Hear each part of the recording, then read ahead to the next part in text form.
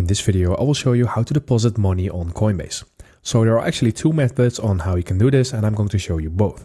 So starting off, I'm going to show you the first one, and that is by going to your home tab and then clicking on transfer at the bottom right.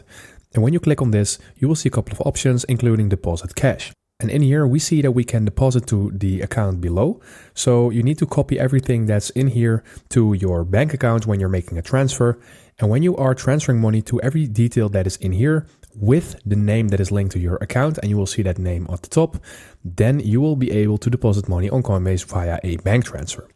And then you need to confirm this by clicking on confirm deposit after you have done this. And the SEPA instant credit transfer may take up to a minute, and other SEPA transfers usually take 1 to 3 business days.